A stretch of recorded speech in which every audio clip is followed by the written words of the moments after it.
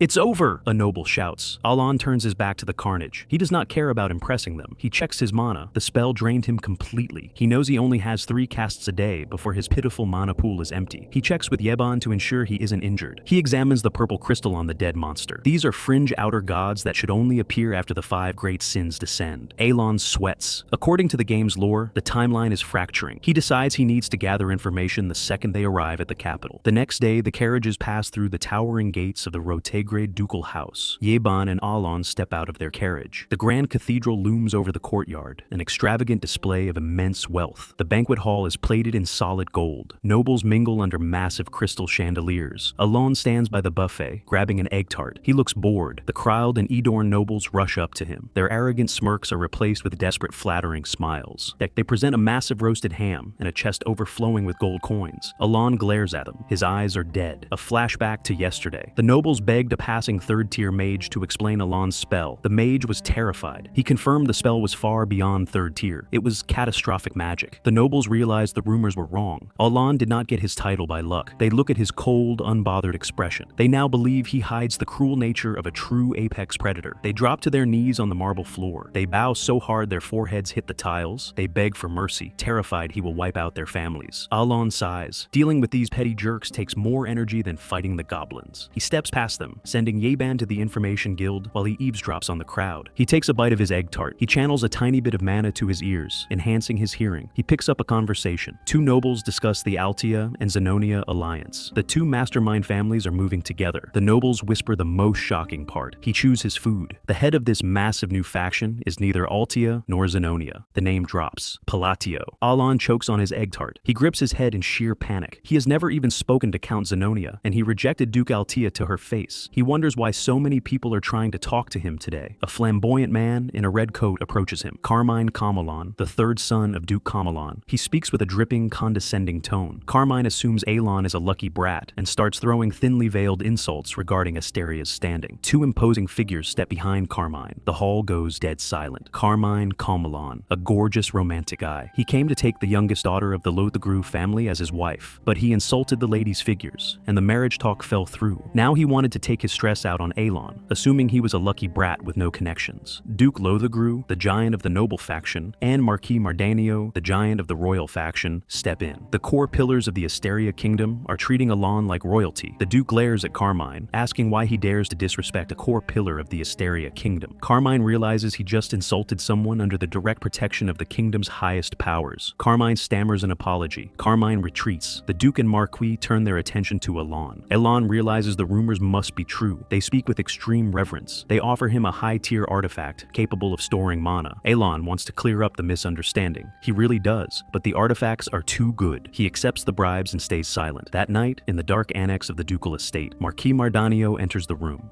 He sits across from a woman wearing a black veil. It is Kalia Zenonia. She orchestrated the entire display in the banquet hall. She smiles under her veil. The goal was to force the neutral nobles to acknowledge Alon's absolute authority. By having the highest-ranking nobles publicly bow and offer tribute, she cemented Alon's position as the undisputed king of the underworld. Kalia's eyes glow green. She executes her master's grand design. On the 4th day of the banquet, the gifts keep arriving at Alon's door. Alon sits in his room, stressed out of his mind. An outer god has descended in the north. He reads Yeban's report. The boy he was searching for is in a village north of Ashtalon. Alon makes his decision. They are leaving immediately for Caliban, with a stop in Ashtalon. He knows the sheer terror of an outer god, beings that rival the 5 great sins. In the game, failing to stop an outer god leads to an apocalyptic ending, where the allied kingdoms fall to ruin. He knows that an outer god undergoes a stabilization period before awakening. Striking them early is the only viable strategy. He stamps his wax seal on a letter. He has a plan to save his own life. 1 week later, at the northern border, Yeban approaches the carriage. The carriage arrives at Pakran, a quiet village. Alon spots a boy with bright blue hair and a cheerful smile. The protagonist and playable character of the RPG, Eliban. Facing a character he used to play as feels weird. Alon unloads a massive chest of top-tier potions, artifacts, and gold coins right at the kid's feet. It's all yours. He places his hands on Eliban's shoulders. He tells the boy it is an investment for the future. He needs the protagonist to grow fast and kill the outer gods for him. Yeban watches, completely confused by his master's sudden charity. Eliban accepts the gifts with a bright, innocent smile. Alon notices the boy's mana is already thick and swirling. He is wearing high-level artifacts that he shouldn't have at this point in the story. Alon dismisses the anomaly. Eliban is kind-hearted. Sponsoring him guarantees he's a powerful ally. Yeban reminds Olan about Deus, the boy who conquered the north. Olan nervously packs up the carriage. He feels anxious about meeting the kid who just slaughtered a barbarian chief. 10 days later, the carriage arrives at Kirdam, the towering capital of Caliban. Olan rests in the carriage, exhausted from the endless travel. He leans his head back. It is their turn at the checkpoint. Yeban steps out to handle the identity verification. Yeban opens the door. A slight issue has arisen. A knight in heavy silver armor blocks their path. Viran, the direct disciple of the fourth sword, Fiola. Viran sneers at Alon. He demands they step aside, mocking Alon's title and his single guard. Carmine Kamalon watches from a nearby carriage, laughing. He paid Viran to humiliate Alon as revenge for the banquet incident. Carmine wants Viran to cripple Alon. Alon stays perfectly calm. He refuses to take the bait from a fringe noble with no actual power. Viran draws his sword, intending to force the count to his knees. The sky darkens. A massive figure clad in midnight purple armor drops directly behind Viran. Deus grips Viran's face. His purple aura flares with lethal intensity, and Deus slams the knight face first into the dirt, shattering the stone beneath them. The Eclipse Knights draw their weapons, forming a perimeter. Deus issues a cold warning. If anyone moves, they die. Viran struggles, his face bloodied. Deus tightens his grip, disgusted that this trash dared to threaten his savior. Alon watches the brutal assault. Instead of fear, he feels a bizarre sense of paternal pride. His sponsored child is defending him. Deus looks up at Alon. The young boy has grown into a towering engine of destruction, the swordless knight. A flashback reveals the truth of the Northern War. Delman, the third sword, ambushed the barbarian chief Kurga with poison. Delman slaughtered Kurga's entire clan in a dishonorable sneak attack. As Delman marched toward the forward base to claim his glory, a suffocating aura stopped his army in their tracks. The corrupted spirit of Kurga rose from the snow, his body overtaken by the descent of the outer god. Deus steps in front of the horrified Caliban knights. He ignites his blade with purple fire. He declares that he will not grant an honorable death to such savagery. The flashback ends with the horrific screams of the corrupted warriors. Deus dismantles them without mercy. Black tendrils of corrupted mana slice through the freezing snow. A soldier screams as blood erupts from his chest armor. Caliban's elite knights are thrown across the battlefield like discarded toys. A massive, heavy foot stomps down, sending a shockwave through the ice. The impact shatters the frozen ground, launching bodies into the air. A bloody hand grips a torn crimson cloak. A wounded knight writhes in agony on the snow, begging for death. The narrator speaks of savages born from the unacknowledged deaths of the fallen. Dozens of knights lie dead under a terrifying crimson sky. The god of barbarians, Urtholtus, father of duels. The massive blue entity looks down at the bleeding survivors. He demands they prove they are not savages by accepting a sacred duel. Back in the present, Uluri Evan carries Siley in his arms while Deus escorts them. The Caliban guards watch in disbelief as the Master Knight walks past. In this kingdom, the aspirations of Deus Macallion soar as high as the heavens. He once thrashed a prince for a single insult directed at his sister. Yet, right here in the courtyard, this untouchable legend drops into a deep owe. The guards stare at Alon, wondering what kind of monster commands that level of respect. The grand carriage arrives at a massive, towering estate. Evan whispers that a mansion of this magnitude will draw considerable attention. Deus turns to address his master with absolute reverence. Alon stares up at the towering architecture of the Caliban stronghold. They walk side by side down a pristine, sunlit hallway. Alon sweats. The heavy silence between them is suffocating. Deus stops in his tracks, waiting for a command. Alon decides to cut to the chase. He states he has a request. Deus's eyes widen. He views a request from his savior as a divine mandate. Alon wonders if Deus thinks he has no shame for asking favors so soon. Deus gestures for them to sit and discuss the matter properly. Alon takes the seat, feeling like he is being treated like a fragile elder. He explains he is heading north and needs assistance. Deus immediately offers to accompany him with pleasure. Alon grins. A Master Knight escort makes his survival plan much easier, but his smile fades. He brings up the second, more difficult matter, the Ring of the Mad One from Caliban's heavily guarded treasury. Outside, Evan reports to the Vice Commander. The Vice Commander is impressed with the escort mission's flawless execution. Aang Siley peeks out from behind Evan, her eyes wide with curiosity. The Vice Commander orders the next northern trip delayed by 2 weeks. He smiles warmly, noting that his benefactor will visit soon. Evan stares at the usually cold man, showing genuine emotion. Siley points toward the entrance, announcing the arrival of Count Palatio. Back inside, Alon sits under the sunlight, looking regal and composed. He corrects his earlier request. He needs the Ring of Radiance instead. Alon knows this puts Deus in direct, unreasonable debt to the royal family. Evan bursts through the door, desperate to break the heavy tension. Alon asks if Evan brought the necessary items. A massive pile of expensive gift boxes is presented on the table. Evan hopes these gifts will create a warm, pleasant atmosphere. Deus accepts the gesture with a stoic, yet unreadable expression. He refuses to open them right away, claiming it would be rude. Alon winces, assuming his bribe was far too cheap for a Master Knight. He promises to compensate Deus for any trouble caused by the Ring of Radiance request. Deus nods. He notes the royal treasury is highly secured. The Master Knight closes his eyes to calculate the logistics. He decides that eliminating 50 royal guards should make the theft smooth enough. Alon's face drops in horror. He realizes Deus is dead serious. The fanaticism is terrifying. Deus views mass murder as a simple administrative chore. Alon immediately vetoes the massacre plan. Deus accepts the restriction and promises to retrieve it another way. Footsteps echo down the hall. Someone is running fast. Siley bursts into the room, her face glowing with pure joy. She grabs Evan's hands, spinning him around in excitement. Alon recognizes the girl from the game lore, the sister who was supposed to die.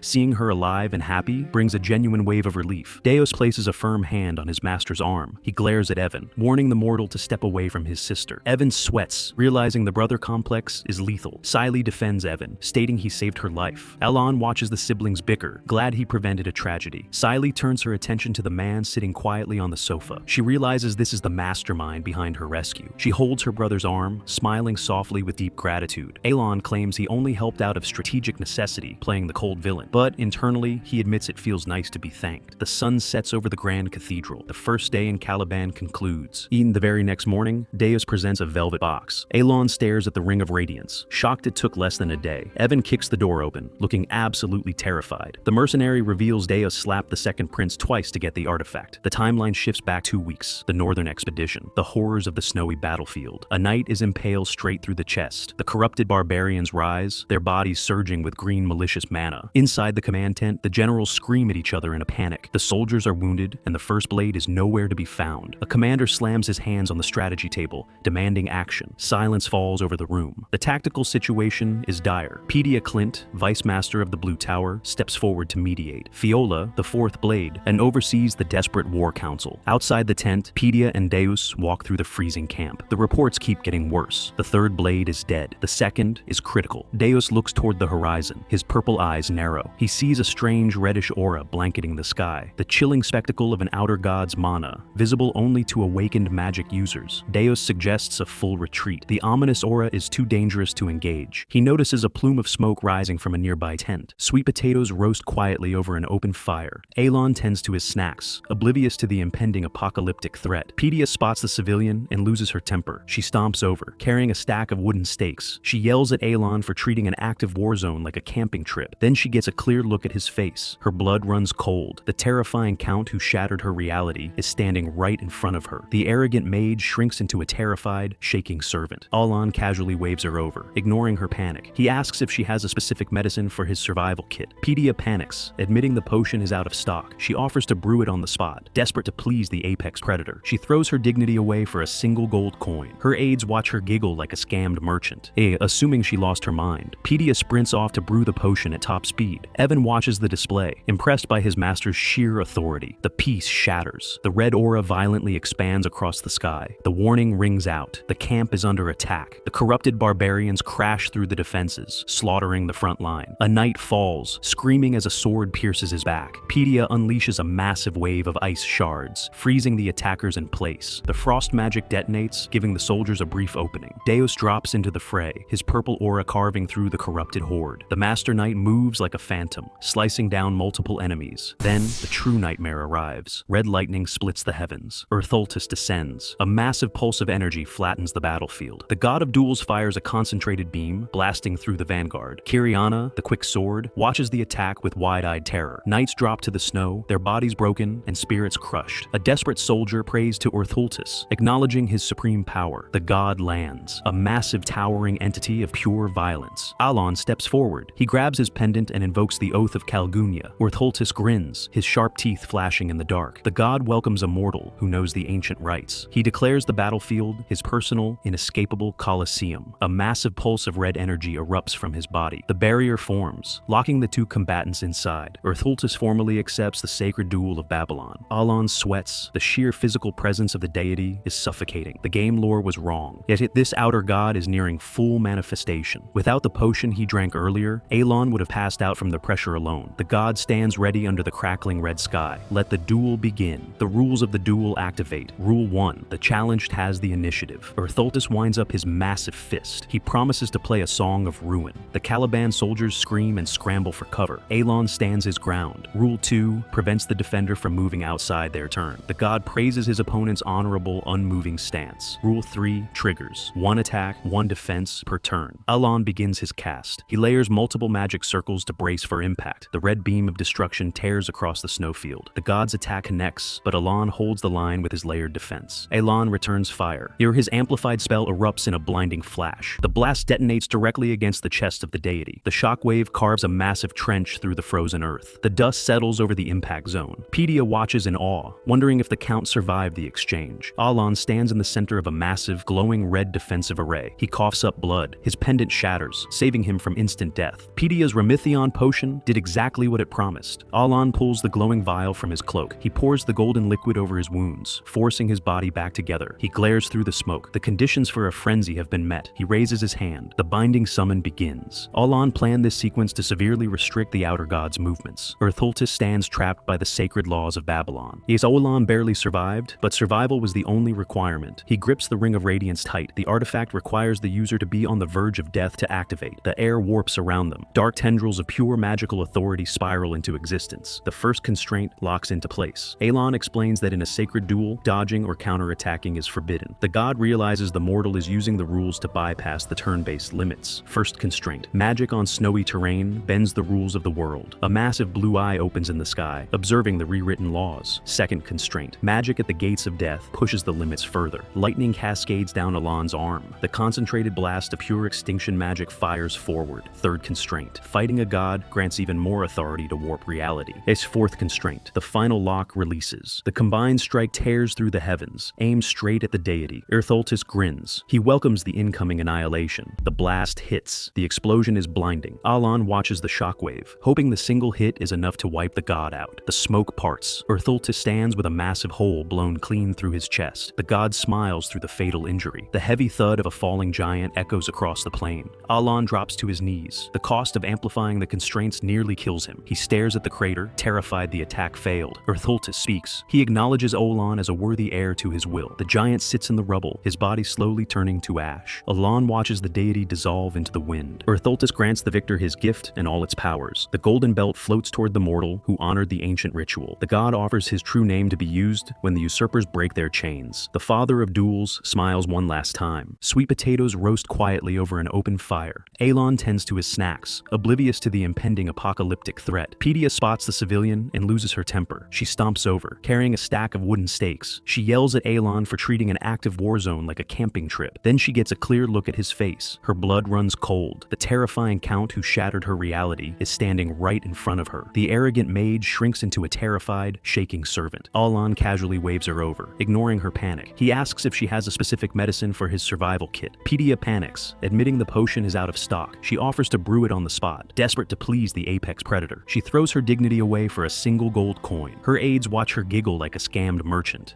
assuming she lost her mind. Pedia sprints off to brew the potion at top speed. Evan watches the display, impressed by his master's sheer authority. The piece shatters. The red aura violently expands across the sky. The warning rings out. The camp is under attack. The corrupted barbarians crash through the defenses, slaughtering the front line. A knight falls, screaming as a sword pierces his back. Pedia unleashes a massive wave of ice shards, freezing the attackers in place. The frost magic detonates, giving the soldiers a brief opening. Deus drops into the fray, his purple aura carving through the corrupted horde. The Master Knight moves like a phantom, slicing down multiple enemies. Then, the true nightmare arrives. Red lightning splits the heavens. Ertholtis descends. A massive pulse of energy flattens the battlefield. The god of duels fires a concentrated beam, blasting through the vanguard. Kiriana, the quick sword, watches the attack with wide-eyed terror. Knights drop to the snow, their bodies broken and spirits crushed. A desperate soldier prays to Ertholtis, acknowledging his supreme power. The god lands, a massive towering entity of pure violence. Alon steps forward. He grabs his pendant and invokes the oath of Calgunia. Ertholtis grins, his sharp teeth flashing in the dark. The god welcomes a mortal who knows the ancient rites. He declares the battlefield his personal, inescapable Colosseum. A massive pulse of red energy erupts from his body. The barrier forms, locking the two combatants inside. Ertholtis formally accepts the sacred duel of Babylon. Alon sweats. The sheer physical presence of the deity is suffocating. The game lore was wrong, yet this outer god is nearing full manifestation. Without the potion he drank earlier, Alon would have passed out from the pressure alone. The god stands ready under the crackling red sky. Let the duel begin. The rules of the duel activate. Rule 1. The challenged has the initiative. Ertholtis winds up his massive fist. He promises to play a song song of ruin. The Caliban soldiers scream and scramble for cover. Alon stands his ground. Rule 2 prevents the defender from moving outside their turn. The god praises his opponent's honorable, unmoving stance. Rule 3 triggers. 1 attack, 1 defense per turn. Alon begins his cast. He layers multiple magic circles to brace for impact. The red beam of destruction tears across the snowfield. The god's attack connects, but Alon holds the line with his layered defense. Alon returns fire. Here his amplified spell erupts in a blinding flash. The blast detonates directly against the chest of the deity. The shockwave carves a massive trench through the frozen earth. The dust settles over the impact zone. Pedia watches in awe, wondering if the Count survived the exchange. Alon stands in the center of a massive, glowing red defensive array. He coughs up blood. His pendant shatters, saving him from instant death. Pedia's Remithion potion did exactly what it promised. Alon pulls the glowing vial from his cloak. He pours the golden liquid over his wounds, forcing his body back together. He glares through the smoke. The conditions for a frenzy have been met. He raises his hand. The binding summon begins. Alon planned this sequence to severely restrict the outer god's movements. Erthultis stands trapped by the sacred laws of Babylon. Alon barely survived, but survival was the only requirement. He grips the Ring of Radiance tight. The artifact requires the user to be on the verge of death to activate. The air warps around them. Dark tendrils of pure magical authority spiral into existence. The first constraint locks into place. Alon explains that in a sacred duel, dodging or counterattacking is forbidden. The god realizes the mortal is using the rules to bypass the turn-based limits. First constraint. Magic on snowy terrain bends the rules of the world. A massive blue eye opens in the sky, observing the rewritten laws. Second constraint. Magic at the gates of death pushes the limits further. Lightning cascades down Alon's arm. The concentrated blast of pure extinction magic fires forward. Third constraint. Fighting a god grants even more authority to warp reality. Its fourth constraint. The final lock releases. The combined strike tears through the heavens, aimed straight at the deity. Erthultis grins. He welcomes the incoming annihilation. The blast hits. The explosion is blinding. Alon watches the shockwave, hoping the single hit is enough to wipe the god out. The smoke parts. Erthultis stands with a massive hole blown clean through his chest. The god smiles through the fatal injury. The heavy thud of a falling giant echoes across the plain. Alon drops to his knees. The cost of amplifying the constraints nearly kills him. He stares at the crater, terrified the attack failed. Erthultis speaks. He acknowledges Alon as a worthy heir to his will. The giant sits in the rubble, his body slowly turning to ash. Alon watches the deity dissolve into the wind. Erthultis grants the victor his gift and all its powers. The golden belt floats toward the mortal who honored the ancient ritual. The god offers his true name to be used when the usurpers break their chains. The father of duels smiles one last time. The god of chaos vanishes, leaving Alon alone on the battlefield. With the god dead, the troops bury the fallen in the quiet snow. A stone monument marks the graves. The convoy heads back to Caliban. Back in the carriage, Pedia tests Alon's mana. He registers as a mere rank 2 mage. She corrects herself to rank 3, demanding to know his secrets. Alon desperately shakes his head, swearing he knows absolutely nothing. He bolts out of the tent, desperate to escape her endless questions. He leans against the wall outside, exhausted by the constant misunderstandings. He examines the Belt of the Forgotten, an artifact that doubles damage given and taken. The inscription points toward Kahala, the lost city of ancient gods. Deus opens the door, interrupting his thoughts. The fanatic knight asks if he should execute Pedia for her disrespect. Pedia shivers in the background as Alon immediately shoots the murder plot down. 2 weeks later, the northern expedition concludes in the capital. Alon stands by his carriage, saying farewell to the Master Knight. A massive convoy of treasure wagons lines the courtyard, gifts from the king. Deus looks down, expressing his deep gratitude. The knight asks if he can grow stronger. Alon thinks of the 5 sins. Their innate power dwarfs ordinary magic. Deus's swordsmanship is already legendary. It is only a matter of time before he peaks. Alon assures him that hard work will yield absolute strength. He reminds Deus that he was born with divine talent. Deus's eyes soften. He appreciates the genuine encouragement. The Master Knight prefers Alon's gentle advice over cold orders. Deus watches the carriage depart. The young knight stands frozen, all deeply moved by the exchange. The royal guards line the street, saluting the convoy. Inside the carriage, Alon slumps into his seat. He cries tears of relief. The massive payout saves him from bankruptcy. The scene shifts to the dark interior of the Blue Moon base. Evan reviews the ledger, noting how quickly Deus is expanding their influence. The mercenary works through the night in the quiet study. He practices a simple spell, wishing he had Alon's monstrous magical talent. Evan reflects on his place within this terrifying family. At the exact same time, Alon finally arrives home, sharing roasted sweet potatoes with his guard. He pushes open his office door, ready for a long rest. A literal mountain of overdue paperwork greets him like a monster. Alon sits at his desk with dead eyes, grinding through the ledgers. After a brutal week of administration, he treats himself to a fluffy cake. A snowflake drifts onto his finger. He rests on the sofa, experimenting with basic frost magic. The mysteries of the ancient gods and the 5 sins weigh heavily on his mind. He reviews the notebook notebook. Ertholtus left behind massive lore implications. The god of chaos, a forgotten name tied to the Eastern gods. If one outer god can descend early, the entire timeline is compromised. Alon sits up, realizing the impending danger. He decides he needs to locate Kahala to find answers. He reviews his game notes. The city is hidden deep within the desert of Colony. Evan walks into the room, shivering. Alon's frost magic has practically turned the study into a freezer. The mercenary delivers critical news. A hidden city was just discovered in Colony, meaning the timeline matches perfectly. Miles away, Utia conducts the semi-annual Blue Moon meeting via crystal ball. Deus attends the call, his expression stoic. Seo Lang leans in, shocked that the Quiet Knight is actually speaking. Utia spins the tale of the Northern War, casting Alon as an omniscient mastermind. 50 minutes pass. The Sins listen with rapt attention. Evan's face turns pale. The fanatical storytelling is getting out of hand. Utia claims the Great Moon predicted the final blow perfectly. She smiles, deeply satisfied with her fabricated gospel. 2 hours later, the meeting finally wraps up. Utia bids them farewell until the next assembly. The crystal ball fades. A 3-hour meeting is an absolute record for the Sins. Back at the Palatio estate, Alon opens his door to a shock.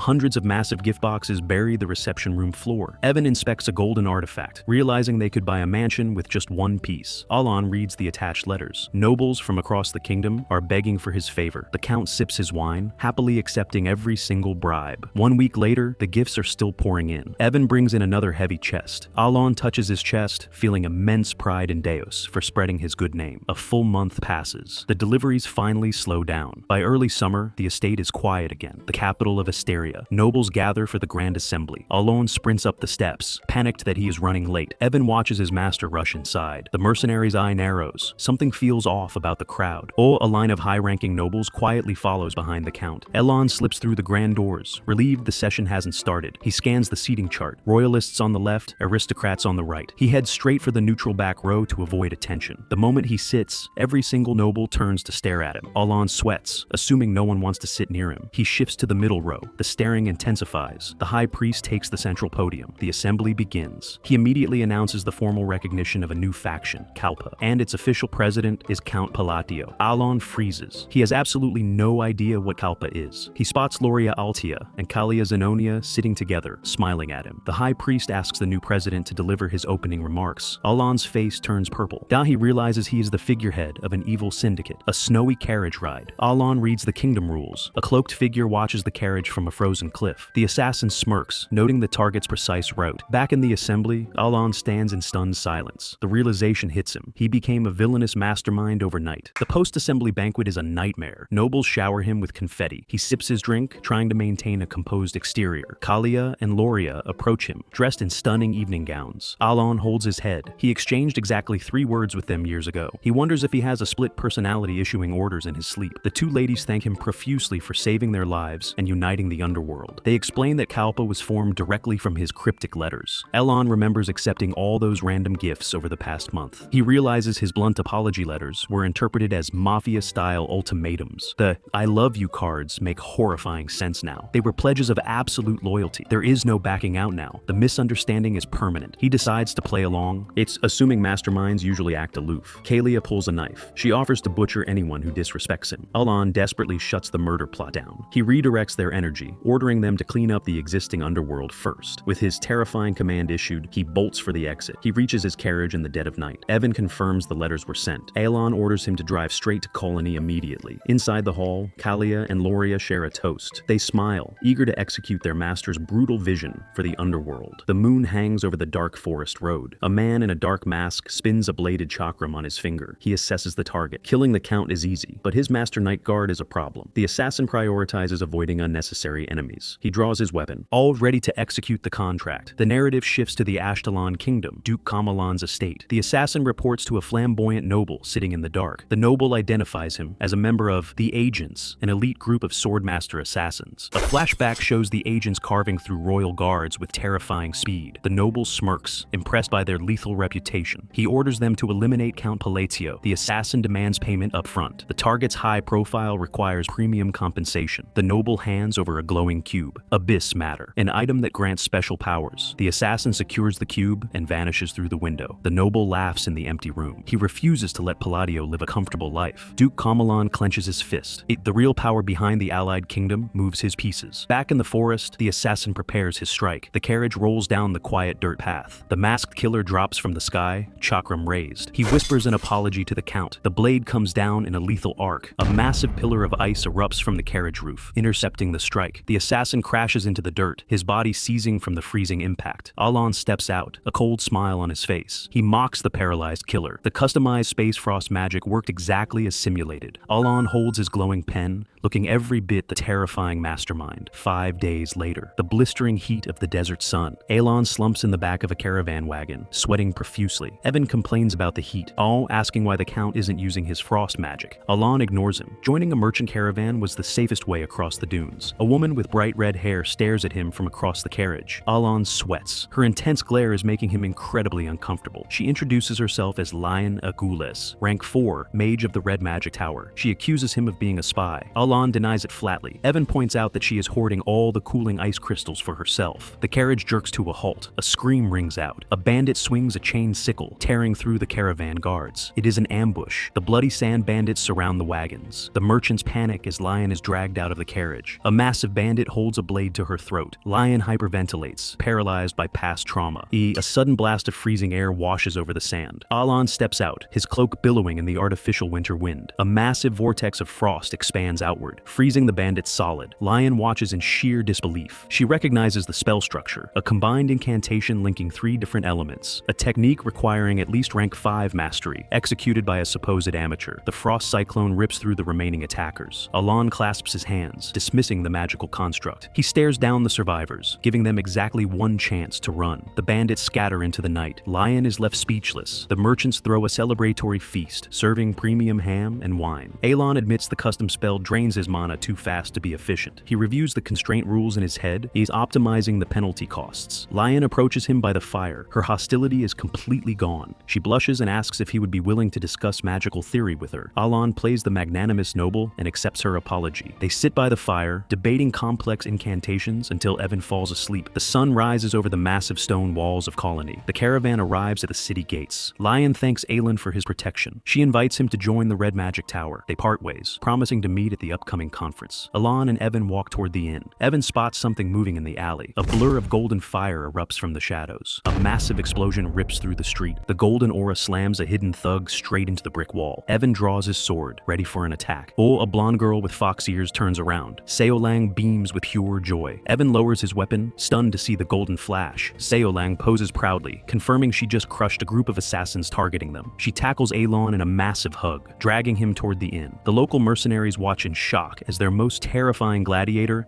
acts like a happy child. Alon ignores the crowd, thrilled that his mana capacity has finally reached 5 casts a day. And that wraps up part 2. If you want to see what happens in the next part of this manhwa, leave a like and subscribe to Manhwa Regress channel.